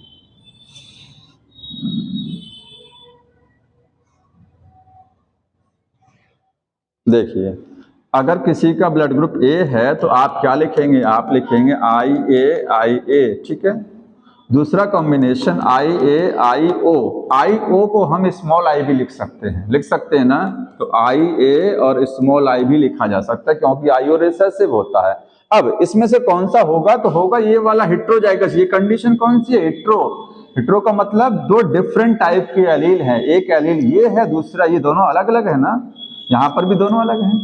तो जब क्वेश्चन में कुछ नहीं बोला जाएगा तो आप कौन सा समझेंगे, ये नहीं लिखेंगे होम, ये तो होमोजाइगस है, यहाँ दोनों सेम एलील हैं, हेट्रोजाइगस लिखा जाता है हमेशा, तब कुछ नहीं बोलेगा क्वेश्चन में, ठीक है। तो यहाँ पर बी वाले का कौन सा हो गया, बी वाले में हो जाएगा IB और I स्मॉल आई या IO, IB नहीं होगा, ये हो गया। ए वाले का बता दिया, और O वाले का II, इसी को आप IO भी लिख सकते हैं, दोनों रिसेसिव भी तो है। इसमें चूंकि होमोजाइगस होता ही है, हेट्रोजाइगस O वाले में होता ही नहीं है, तो होता ही नहीं है तो एक ही तो लिखा जाएगा ना, ठीक है। आ रहा है? हाँ अभी भी नहीं आया, क्यों? छूट कुछ नहीं गया है, ये तो बहुत आसान चीज थी, जब मैं बता रहा था उस समय तुम आए नहीं होगे। ABO ब्लड ग्रुपिंग किसका एग्जाम्पल है, मल्टीपल एलिज्म का, क्योंकि 3 एलील है ना, IA IB IO। जब 3 एलील रिस्पॉन्सिबल होते हैं किसी कैरेक्टर के लिए तो मल्टीपल एलिज्म, ब्लड ग्रुप में 3 एलील है ना, तभी तो 4 टाइप के ब्लड ग्रुप बनते हैं। समझ में आ रहा है? ये बताइए, ये शायद हो गया था क्योंकि ये स्टार्टिंग का केस था, ये हो गया था। Which of the following not a autosomal recessive नहीं है, आपका sickle cell anaemia autosomal recessive है ना।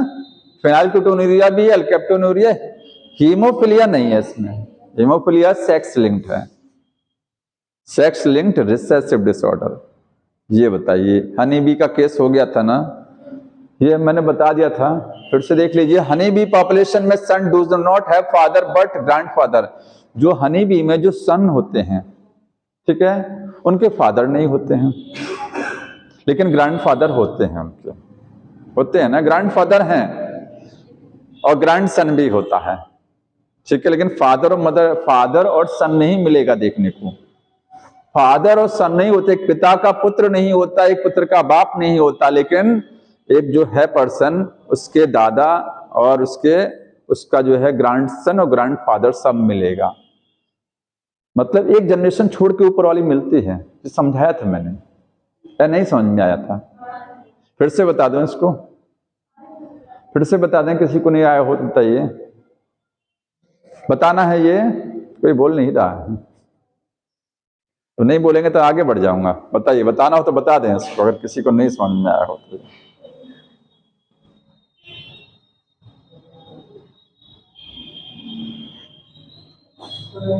तो बोल नहीं रहा है इतनी देर से ना, देख लीजिए, नहीं समझ में आ रहा है। जब आओगे नहीं तो कैसे समझ में आएगा जी? इधर देखिए, हनी बी में क्या होता है, फीमेल, जो फीमेल होती है वो दो तरीके के, डिप्लॉयड होती है कि नहीं? डिप्लॉयड होती है डिप्लॉयड। ये फीमेल दो तरीके के एग प्रोड्यूस करेगी। कौन से? एक फर्टिलाइज एग, एक अंडा कैसा रहेगा? फर्टिलाइज्ड। फर्टिलाइज कैसे होगा? वो मेल से रिप्रोड्यूस होगा, मेल से रिप्रोडक्शन होगा उसका, ठीक है। और दूसरा होगा अनफर्टिलाइज्ड, अनफर्टिलाइज्ड जिसको आप कहेंगे ओवम। ये क्या है? ओवम है, ओवम, ठीक है। तो ओवम जो होते हैं वो जाहिर सी बात है अनफर्टिलाइज, लेकिन अगर अंडा फर्टिलाइज हो गया तो बन जाता है जायगोट। तो जैसे फीमेल में, ह्यूमन में ओवम बनते हैं, फर्टिलाइज के बाद क्या बनता है? जायगोट। यहाँ पर भी ओवम बन रहे हैं, कुछ अंडे फर्टिलाइज हो जाएंगे, कुछ नहीं होंगे। जो फर्टिलाइज हो जाएंगे वो 2n हो जाएंगे, और जो अनफर्टिलाइज वो n रहेंगे। फर्टिलाइज से बनेगा या तो वर्कर बनेगा, या तो क्या बनेगा? क्वीन बनेगा। ये डिपेंड करता है खाया क्या उसने, लार्वा ने खाया क्या। अंडे से लार्वा बना, उसने क्या खाया? रॉयल जेली खाया तो क्वीन बन जाएगी, और नहीं खाया रॉयल जेली तो वर्कर बन जाएंगे। वर्कर फीमेल होती हैं, ध्यान रखना है। स्टेराइल होती हैं, ये स्टेराइल होती हैं, अंडे नहीं दे सकती हैं, रानी ही अंडे देती है, ठीक है। ये हो गया 2n। अनफर्टिलाइज अंडे से क्या बनेगा? मेल बनेगा। बनेगा मेल कैसा होगा? हैप्लॉइड, क्योंकि ये हैप्लॉइड अंडा है तो इससे मेल कैसा बनेगा? डिप्लॉइड तो बन नहीं सकता है, बनेगा तो हैप्लॉइड डायरेक्ट बनता है। पार्थिनोजेनेसिस हो रही है, क्या हो रही है? पार्थिनोजेनेसिस हो रही है, अंडे से डायरेक्ट जो है कोई इंडिविजुअल बन रहा है एक्स से। समझ में आ रहा है? ये बन गया। अब हमको क्या बता क्या रहे थे कि जो ये मेल बना है, ये मेल, अब सोचिए ये फीमेल है, इस फीमेल के साथ में किसी मेल ने रिप्रोड्यूस किया होगा कि नहीं किया होगा? एक मेल जिसको ड्रोन बोलते हैं, मेल हनी बी को क्या बोलते हैं? ड्रोन।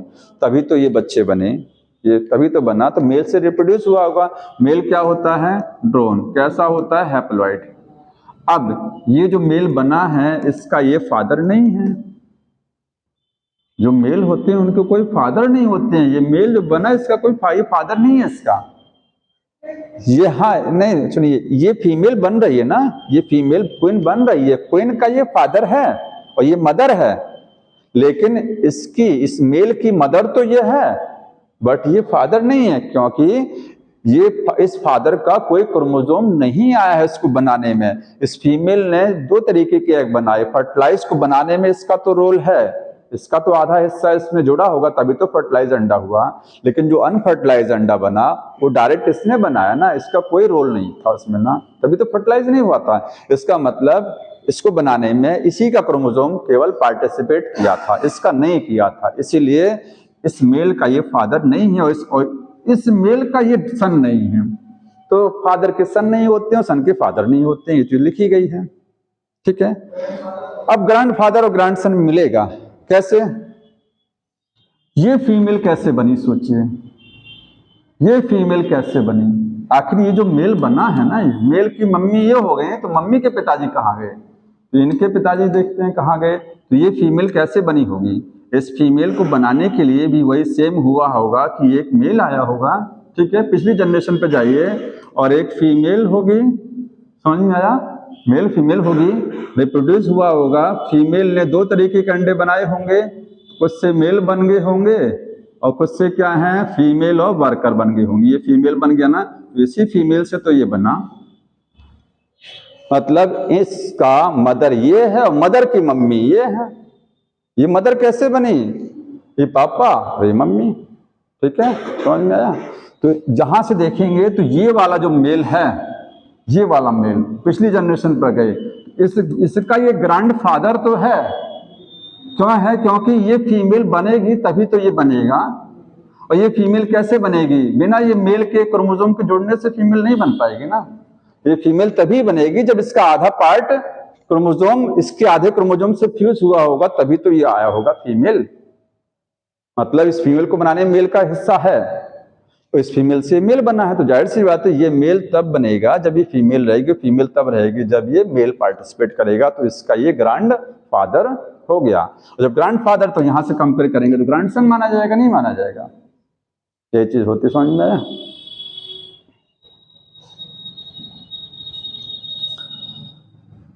दो नंबर आ गया खुद।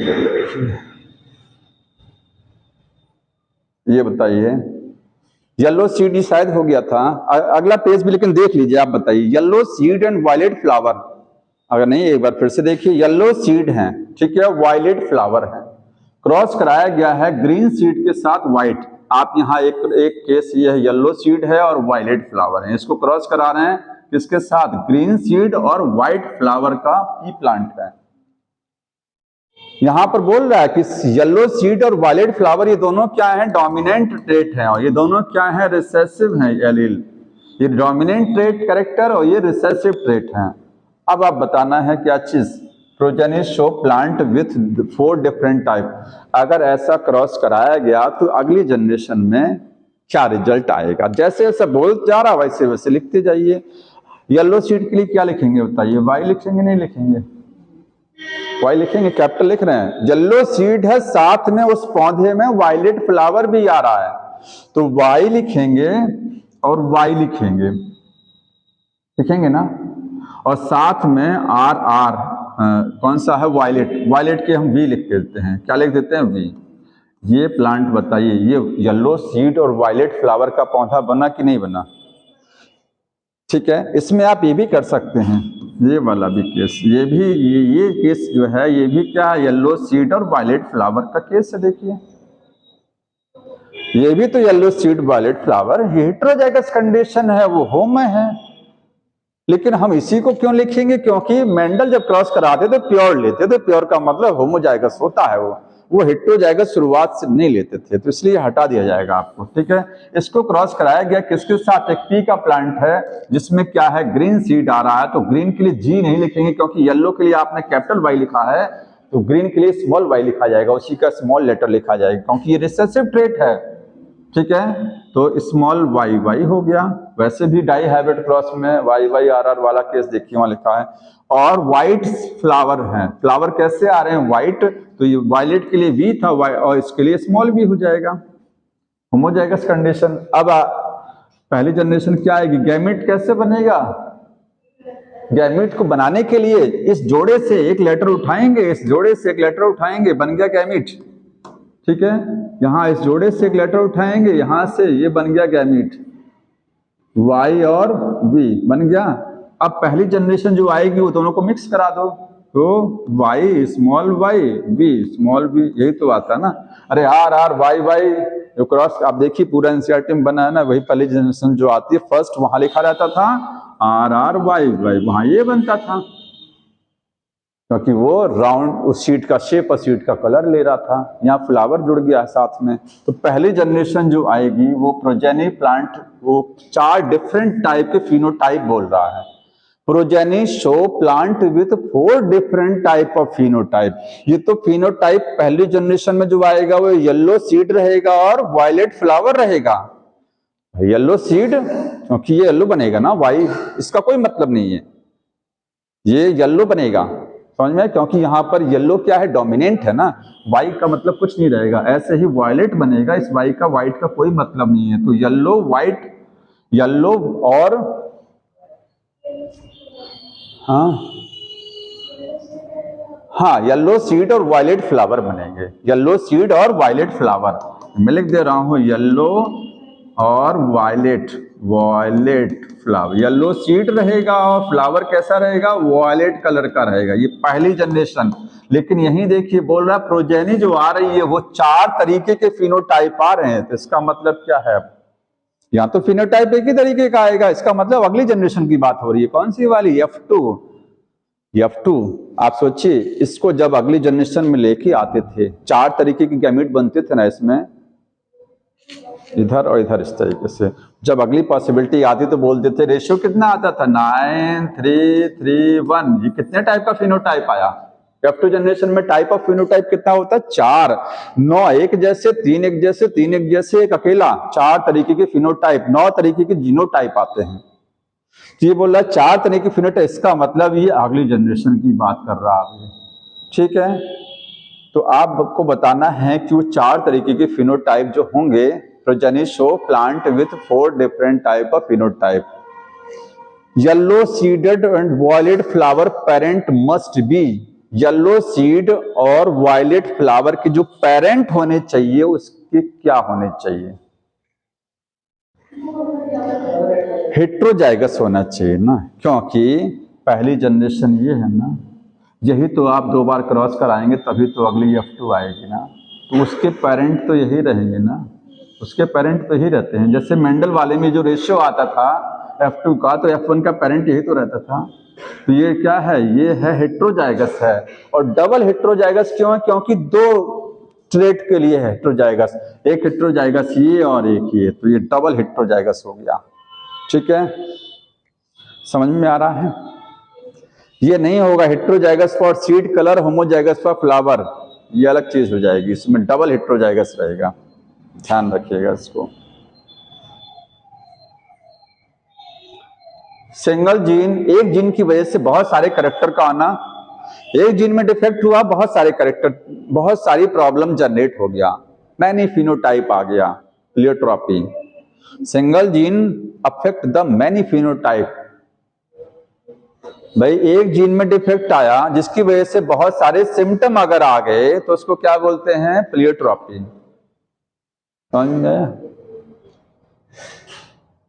ये बताइए XX XY हो गया, Z वो क्या रहा है, which are present respectively in. हाँ बोल रहा है कि ये सब किस में है बताइए, XX XY कहाँ है, तो नहीं, यहां से बताना है, यहां से XX X0 ये और ये 4 केस लिखे गए। In animal kingdom along with the ये many other variant of the chromosome sex mechanism have been described such as, ये सब हो गया। एंड हैप्लो, हाँ ठीक है, बोल रहा है कि एनिमल किंगडम में आप XX और XY को पढ़ते हैं, XX और XY एनिमल किंगडम में आप जानते हैं। उसके अलावा भी बहुत सारे सेक्स डिटर्मिनेशन मैकेनिज्म आपको पढ़ाई गई है, जिसमें कौन कौन सा है, XX ये वाला, ये वाला, ये, और साथ में हैप्लोडिप्लॉइडी भी पढ़ाया आपने। अब बताइए ये एक, ये दूसरा, तीसरा, ये चौथा, ये कहाँ कहाँ देखने को एग्जाम्पल पूछ रहा है। तो इसका एग्जाम्पल ग्रासहोपर, हाँ, जेड बर्ड हो गया और वो मॉथ हो गया, और हैप्लोडिप्लॉइडी कहाँ होती है, वास्प में होती है। ठीक है, हैप्लॉइड और डिप्लॉइड मैकेनिज्म। हैप्लोडिप्लॉइडी वास्प के अलावा और कहाँ होगा, वास्प के अलावा हैप्लोडिप्लॉइडी, अभी जो आपने हनी बी पढ़ा, मधुमक्खी में भी तो हैप्लोडिप्लॉइडी है। अगर हैप्लॉइड है तो मेल है और डिप्लॉइड है तो फीमेल है, जाहिर सी बात है। भाई फर्टिलाइज अंडा डिप्लॉइड हो गया ना वो। ये बताइए मैनिफेस्टेंस ऑफ फिनाइलकीटोनुरिया गिवन, आपको फिनाइलकीटोनुरिया का सिम्टम बताना है इसमें। तो फिनाइलकीटोनुरिया में मेंटल रिटार्डेशन होता है, जाहिर सी बात है। स्किन में रैशेस, रैशेस तो नहीं, एक्सेसिव एक्युमुलेशन ये सही है। फरो टंग नहीं आती है, फरो टंग डाउन सिंड्रोम में आता है। स्किन पर रैशेस उसमें एल्केप्टोनुरिया में आते हैं। ठीक है, एल्केप्टोनुरिया में आपको बताते हैं स्किन जो होती है उस पर ब्लैक स्पॉट बनने लग जाते हैं। ठीक है, एक्सेसिव, ये फिनाइल पायरुवेट का एक्युमुलेशन पूछ रहा है, इनकरेक्ट। क्या पूछ रहा है, इनकरेक्ट। तो इसमें इनकरेक्ट तो आपको सीधा सीधा यही नजर आ रहा है। फरोड टंग। इनकरेक्ट में फरोड टंग है, स्किन रेसेस में हो सकता है, फिनाइल में भी स्किन रेसेस बनता हो, बहुत श्योर नहीं है, हो सकता हो। ठीक है, तो आपको साफ साफ दिख रहा है कि फरोड टंग इसमें इनकरेक्ट है। हाँ, ये बताइए, many alleles single gene govern a character. एक जीन कई कैरेक्टर को जब गवर्न करती है, कई कैरेक्टर चलाती है, जिनकी वजह से बहुत सारे कैरेक्टर, तो वो पॉलीजेनिक इनहेरिटेंस होता है। हाँ बताओ जी, तुम बोलिए। एक जीन की वजह से कई कैरेक्टर अगर आ रहे हैं तो पॉलीजेनिक है कि नहीं है? सॉरी, एक many allele of a single gene, एक जीन के कई एलील हैं, गवर्न ए कैरेक्टर। आप जानते हैं कि many allele of a single gene govern a character, it is called polygenic inheritance. ये मल्टीपल एलील्स की बात कर रहा है भाई। मैनी एलील, एक जीन में जब कई एलील्स होते हैं तो मल्टीपल एलील्स होते हैं, पॉलीजेनिक नहीं होता है। ठीक है, हाँ ये रॉन्ग है। Polygenic inheritance effect of each allele is additive. Polygenic inheritance में हर एलील का इफेक्ट जुड़ जाता है। Effect of each allele is addictive, मतलब जुड़ जाता है।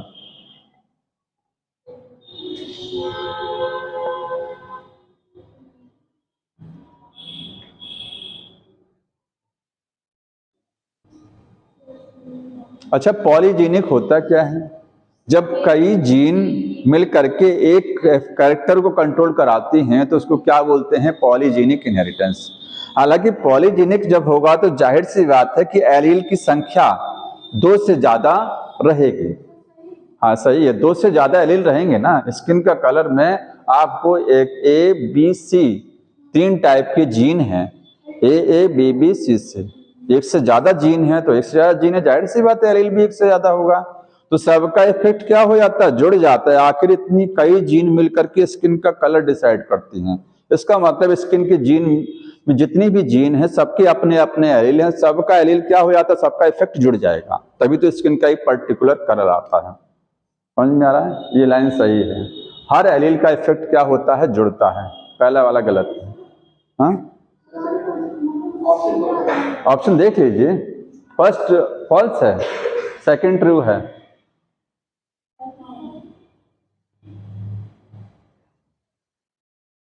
पहला वाला सही लग रहा है क्या? पहला वाला रॉन्ग है। Many alleles of a single gene, एक जीन के यहां देखिए सिंगल जीन उसने लिखा है। पॉलीजेनिक में बहुत सारी जीन्स होती हैं, तो उसने सिंगल जीन में मैनी एलील बोल दिया तो जाहिर से हो तो मल्टीपल एलील्स की है वो कंडीशन। ठीक है, हाँ पहला रॉन्ग है। इसको बताइए। इनकम्प्लीट डोमिनेंस ये हो गया था, चेक कर लीजिए एक बार। Antirrhinum, codominance, blood group, pleiotropy, phenylketonuria, polygenic, skin का कलर। ठीक है, हो जाएगा ये। इसको बताइए। Failure of segregation of the chromatid, अगर क्रोमैटिड सेपरेट होना भूल गए, ढंग से सेपरेट नहीं हो पाई प्रॉपर्ली, फेल हो गया separation during the cell cycle, resulting in the gain और loss of whole set of chromosome. या तो गेन होगा क्रोमोसोम का या तो लॉस होगा। जब क्रोमोसोम का सेपरेशन ढंग से नहीं हो पाएगा, तो इसमें एक लिख रहा होल सेट, तो पूरा सेट जो है क्रोमोसोम का वो मल्टीप्लाई होता है या नहीं होता है? एन्यूप्लॉइडी के केस में होल सेट मल्टीप्लाई होता है कि नहीं? एक या दो क्रोमोसोम घटते बढ़ते हैं, कभी पूरा सेट जो है घटेगा बढ़ेगा नहीं। होल सेट में चेंजिंग नहीं आती है, वो यूप्लॉइडी या पॉलीप्लॉइडी का केस होता है। ठीक है, ये रॉन्ग है। Failure of cytokinesis, cytokinesis fail हो गया कब? After anaphase, resulting in the gain और लॉस ऑफ क्रोमोसोम। तो वहां पर क्रोमोसोम का गेन या लॉस हो जाता है जब साइटोकाइनेसिस फेल हो जाती है। अब इसने इस क्वेश्चन में थोड़ा सा अधूरा कर दिया है, इसने गेन और लॉस बोला है।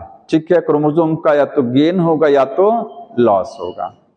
ठीक, यहां पर इसको लिखना चाहिए था गेन और लॉस ऑफ वन और मोर chromosome.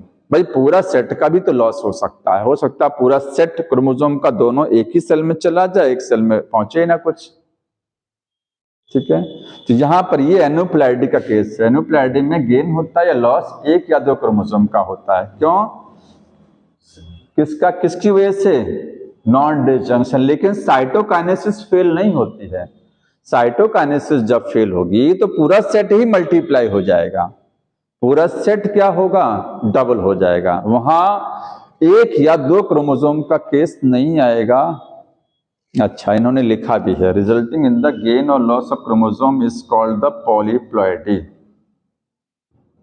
Failure of cytokinesis after the cell division resulting in the gain और loss of chromosome is called the polyploidy. थोड़ा सा ये वाला इतना आप ध्यान दीजिए, गेन और लॉस ऑफ क्रोमोसोम लिखा है, क्रोमोसोम्स नहीं लिखा है उसने। यहां पर सिंगुलर प्लूरल को देखिए, गेन और लॉस ऑफ क्रोमोसोम। ये चीज समझ रहे हैं कि साइटोकाइनेसिस अगर फेल हो जाएगा तो जाहिर सी बात है कि पॉलीप्लॉइडी जनरेट हो जाएगा। ये तो सही है यहां तक कि साइटोकाइनेसिस फेल हो जाएगी तो क्रोमोसोम में पूरा सेट ही क्या हो जाएगा? डबल हो जाएगा। लेकिन वहां क्रोमोसोम्स पूरा सेट डबल होता है, इतना चीज इसने गलत लिखा है। गेन होगा या लॉस होगा लेकिन क्रोमोसोम्स का नहीं, पूरे सेट का होता है वो। ठीक है, हाँ, पूरे सेट का होगा। तो ये चीज इसने यहाँ ये रॉन्ग लिखा है, इसलिए दोनों स्टेटमेंट इसके गलत माने जाएंगे। आ रहा समझ में? नहीं आ रहा? ये दोनों स्टेटमेंट गलत हैं। इसमें भी कुछ चीज इसने मिक्स कर दिया है उसका, और यहाँ पर इसने एन्यूप्लॉइडी का, इतना चीज एन्यूप्लॉइडी का है। ये चीजें किसके बारे में बता रहा है? एन्यूप्लॉइडी के बारे में। कोई समस्या हो तो बताइए। कुछ कह रहे हैं? ये इतना लाइन इसने एन्यूप्लॉइडी का जोड़ दिया उठा करके। ये जो लाइन है ना एन्यूप्लॉइडी की है, ठीक है। यहाँ इसने होल सेट जोड़ा है। ये एन्यूप्लॉइडी बोल रहा है होल सेट पॉलीप्लॉइडी में होता है, और ये गेन और लॉस ऑफ क्रोमोसोम जो होता है ये हाँ, साइटोकाइन बिल्कुल। एनाफेज के बाद टीलोफेज आती है, और टीलोफेज के बाद तो होता तो एनाफेज के बाद ही है ना। अभी थोड़ी ना एनाफेज के जस्ट बाद होता, नहीं, एनाफेज के बाद में टीलोफेज आती है, तब होती है साइटोकाइनेसिस। कोई बात नहीं, वो सही है। वो एनाफेज के बाद वो ऐसे ही बोला ही जाता है कि आफ्टर एनाफेज। हाँ, तो टीलोफेज तो एग्जैक्ट सही है। एग्जैक्ट जो सही है वो टीलोफेज ही है, क्योंकि एनाफेज के बाद टीलोफेज आएगी, फिर टीलोफेज के बाद साइटोकाइनेसिस होगी। हाँ बताइए, है तो दोनों रॉन्ग ना, स्टेटमेंट दोनों रॉन्ग है। बताइए।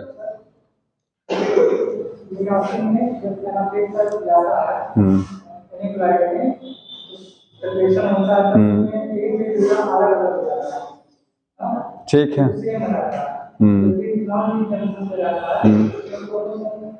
क्रोमोसोम घटता है या बढ़ता है नॉन डिसजंक्शन में? भाई किसी पर स्पिंडल फाइबर नहीं जुड़ पाया तो उसका क्रोमोसोम उस वाली सेल में खिंच के नहीं जा पाएगा। एक या दो क्रोमोसोम के साथ ऐसा होता है। तो ये जो आप देख रहे हैं कि एनाफेज के बाद में, चूंकि ये स्टेटमेंट गलत ही है तो इस पर कुछ सोचना ही नहीं है। ठीक है, ये देखिए आगे इसको बताइए। When a tall pea plant with round seed was self, एक टॉल पी प्लांट है और सीड कैसे आ रहे हैं? राउंड। टॉल पी प्लांट के लिए क्या लिखेंगे आप? टी, स्मॉल टी भी लिख सकते हैं, लेकिन हम कैपिटल लिखेंगे क्योंकि जब तक कुछ नहीं बोला जाएगा तो कैपिटल लिखा जाता है। राउंड सीड है, आर लिखा जाएगा। इसको सेल्फ कराया गया है। क्या कर रहे हैं? सेल्फ। जैसा बोला जा रहा है वैसे करते जाइए, सेल्फ हो गया। ठीक है, अब क्या पूछ रहा है? प्रोजेनी क्या होगी? तो यहां से पहले गैमीट बनाइए। गैमीट टीआर वाले बनेंगे, इसमें भी टीआर, तो टीआर टीआर जुड़ जाएगा ना। ये गैमीट मेल फीमेल, आप टी कैपिटल टी हो जाएगा, कैपिटल आर हो जाएगा। ठीक है, इसने होमो हेट्रोजाइगस नहीं लिखा है। When a tall P plant cross with round seed, सारे क्या आएंगे? सारे आएंगे टॉल और राउंड आएंगे, तो आएगा टीआर वाला। समझ में आ गया? अगर यहाँ बोलता है हेट्रोजाइगस कंडीशन है, उसको सेल्फ कराया जा रहा है, तो आप वहाँ कैपिटल टी स्मॉल। हाँ अच्छा, आगे भी बोल रहा है, आगे बोल रहा है self it progeny the it produce the progeny. ये बोल रहा है कि प्रोजेनी ये आ रही है। ठीक है, toll P plant with round seed. ठीक है, टॉल आएगा, राउंड आएगा। Tall plant with wrinkled seed, बोल रहा है कि टॉल भी आ रहे हैं, रिंकल्ड भी आ गए। अब देखिए, रिंकल्ड जब आएगा तो जाहिर सी बात है कि ये चीज नहीं रहेगी, फिर ये रहेगा ये वाला केस, ये रहेगा। ठीक है, इसको जब आप सेल्फ कराएंगे, इसको क्या कराएंगे? सेल्फ। पेरेंट ये वाले माने जाएंगे अब ना, क्योंकि रिंकल्ड लाने के लिए रिंकल्ड वाला एलील यहाँ होना जरूरी है। रिंकल्ड वाला एलील, रिंकल्ड कौन सा है? ये वाला, ठीक है, ये रहना जरूरी है, तभी तो रिंकल्ड आएगा साथ में कहीं। तो इसका मतलब अब ये कंडीशन कौन सी हो गई है? हेट्रोजाइगस, ठीक है। तो हेट्रोजाइगस में कौन सा वाला हो गया? ये वाला हो गया, ठीक है। टॉल प्लांट राउंड सीड आ रहे हैं। हाँ रुक जाइए। बोला पेरेंट का जीनोटाइप क्या होगा? जो इनके पेरेंट हैं, जो आया, बोल रहा आने के लिए क्या आ रहा है? ये दो आ रहा है, टॉल प्लांट भी आ रहे हैं, राउंड सीड भी आ रहे हैं, ठीक है। दूसरा क्या है? टॉल प्लांट के साथ रिंकल्ड सीड भी आ रहा है। तो आप बताइए जीनोटाइप ऑफ पेरेंट प्लांट, तो पेरेंट का हेट्रोजाइगस कंडीशन ही होगा, ध्यान रखिएगा, ठीक है। होमोजाइगस नहीं हो सकता क्योंकि होमोजाइगस में फिर वो एलील नहीं आएगा। और वैसे ज्यादा इसको समझने के लिए, क्लियर कट आंसर के लिए आप इसको बना के देखना पड़ेगा। आपको बनाने का मतलब ये है कि आप अगर ये कंडीशन ले रहे हैं तो इसमें आप वो कॉम्बिनेशन कौन सा वाला जो बनाते हैं उस तरीके से देखेंगे कि क्या पॉसिबिलिटी आ रही है, ठीक है। कि ये टॉल तो आएगा ही, जाहिर सी बात है, राउंड भी आएंगे, रिंकल्ड भी आएंगे। अब ये कोई परसेंटेज नहीं दे रहा है कि इतने टॉल इतने, अगर ये देता तो आप इस पे दिमाग दौड़ाते। आप सोच रहे होंगे कि ये वाला क्यों नहीं आएगा, तो ये नहीं आएगा। ये आने का मतलब ये फिर ये क्वेश्चन इस लेवल पर दिया ही नहीं होगा। आपका इस लेवल पर क्वेश्चन दिया है तो इतना ये नहीं होगा इसमें, ठीक है। तो जाहिर सी बात है हेट्रोजाइगस कंडीशन नॉमिनल है, ये समझ में आ रहा है।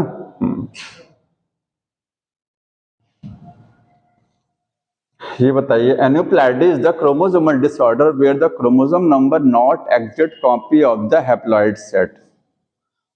एन्यूप्लैडी में एक या दो क्रोमोसोम घटेगा या फिर बढ़ेगा। तो क्रोमोसोमल डिसऑर्डर तो है जहां पर क्रोमोसोम का नंबर जो होता है not the exact copy of haploid set.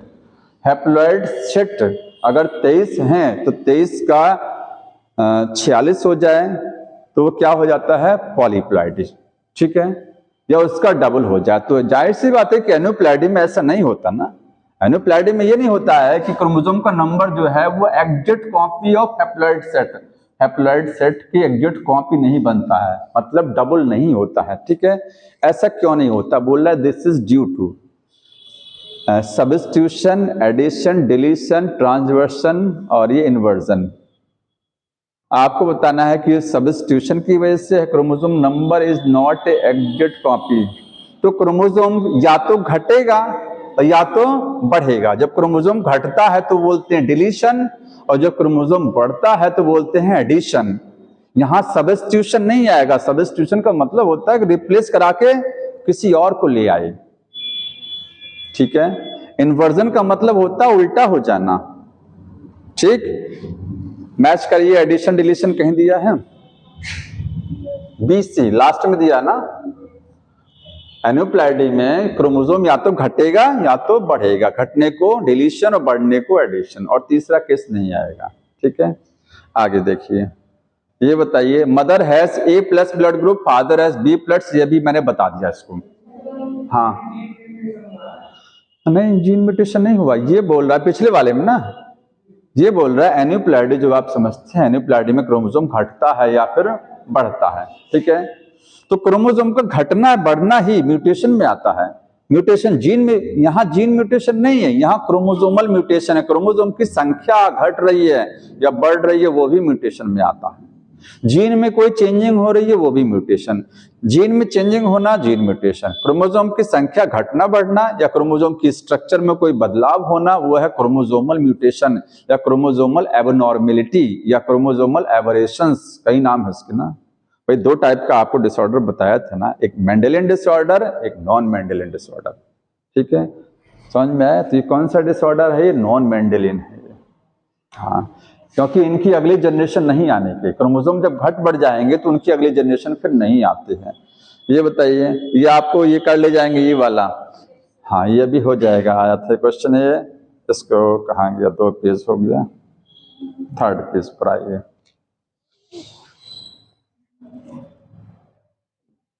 बताइए इसको। Phenomena of the pleiotropism refers to, pleiotropism जो फिनोमिना है वो क्या बताती है?